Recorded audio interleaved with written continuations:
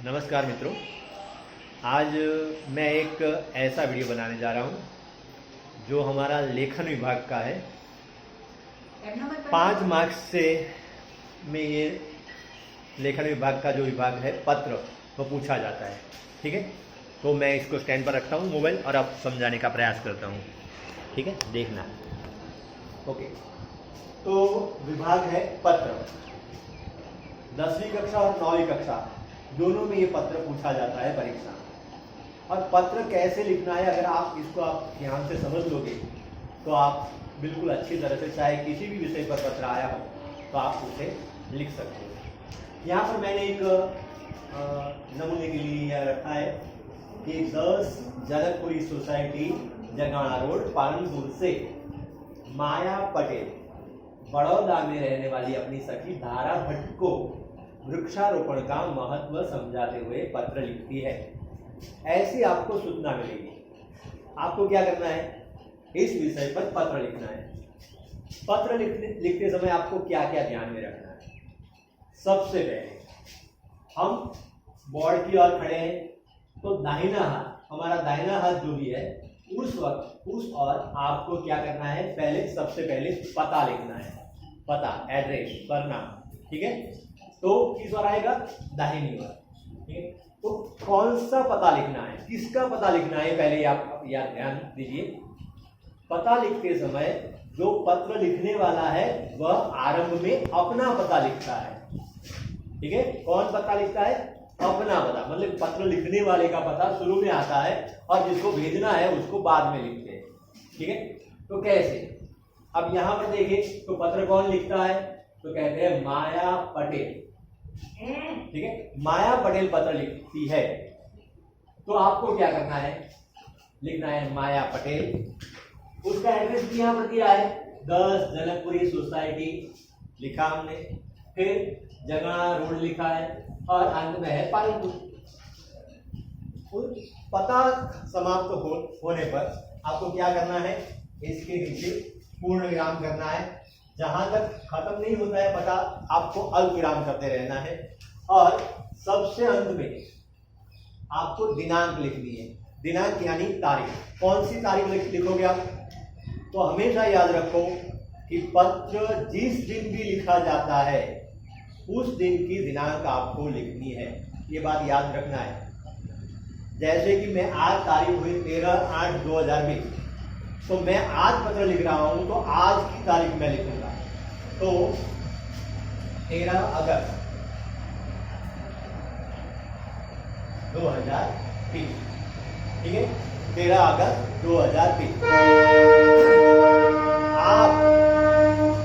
आप जिस दिन भी पत्र लिख रहे हो उस दिन की दिनांक आपको लिखनी है। जैसे कि एग्जाम आपकी सितंबर में हो, या अगर बोर्ड की एग्जाम हो तो मार्च में होती है, तो 17 मार्च या 15 मार्च, जो भी मार्च की तारीख है आपको वही तारीख लिखनी है। इस बात को हमेशा याद रखना है कि दिनांक कौन सी लिखनी है, जिस दिन आप पत्र लिखते हो वही लिखिए। ठीक है, अगर इसमें आप गलती करोगे तो आपके मार्क्स कम हो सकते हैं। ओके, ठीक है। अब आगे चलते हैं हम। तो हमने पता लिख लिया। अब संबोधन करना है। पत्र किसको लिखा जाता है, तो यहाँ पर अपनी सखी को पत्र लिखती है माया पटेल, अपनी सखी धारा भट्ट को पत्र लिखती है। तो प्रिय सखी, तो यहाँ पर क्या लिखेंगे हम, प्रिय सखी धारा। फिर सखी है तो सप्रेम नमस्कार हो सकता है, नमस्ते हो सकता है। ठीक है, तो सप्रेम नमस्कार। यहाँ पर प्रिय सखी धारा के बाद अल्प विराम करना है और सप्रेम नमस्कार के बाद पूर्ण विराम करना है। यहाँ तक हमारा संबोधन समाप्त होगा। ठीक है, अब हम आगे बढ़ते हैं। तो अब हमारा पत्र शुरू होता है कि किस विषय पर हमें पत्र लिखना है, तो कहते हैं वृक्षारोपण का महत्व समझाते हुए हमें पत्र लिखना है। तो उस वक्त हम क्या करें, जब पत्र शुरू करते हैं तो हमें क्यों हमने पत्र लिखा है, हमें हमारी सखी को, इस बात को ध्यान में रखते हुए हमें पत्र शुरू करना है। शायद उसका पत्र आया होगा जिसके उत्तर में, प्रत्युत्तर में हमने यह पत्र लिखा है। ठीक, तो क्या करते हैं हम, कल ही तुम्हारा पत्र मिला, पढ़कर खुशी हुई। तुमने अपने पत्र में वृक्षारोपण का महत्व इस विषय में कुछ जानकारी मांगी है, तो मैं इस पत्र में तुम्हें लिख रही हूं। और पहला पैराग्राफ जो है वो हमारा समाप्त होता है। पहले पैराग्राफ में केवल हमें उसको इन्फॉर्म ही करना है कि हमने क्यों पत्र उसको लिखा है, ठीक है। तो कल ही तुम्हारा पत्र मिला, पढ़कर खुशी हुई। तुमने अपने स्कूल में वृक्षारोपण स्पर्धा का आयोजन जो हुआ उसमें जो हिस्सा लिया है और वृक्षारोपण के महत्व के बारे में तुमने जो जानकारी मांगी है, तो मैं इस पत्र में तुम्हें लिख रही हूँ, ऐसा भी हम लिख सकते हैं। तो ठीक है, तो ऐसे हमें 2-3 वाक्यों में पहला पैराग्राफ समाप्त करना है। अब दूसरा पैराग्राफ जो दूसरा पैराग्राफ होगा वह किस विषय में होगा? जो विषय हमें लिखना है कि वृक्षारोपण का महत्व इसके विषय में हमें लिखना है, तो अब हम शुरू करेंगे दूसरा पैराग्राफ। प्रिय सखी, यह तो तुम जानती ही हो कि वृक्षारोपण का हमारे जीवन में कितना महत्व है, वृक्षों का हमारे जीवन में कितना महत्व है।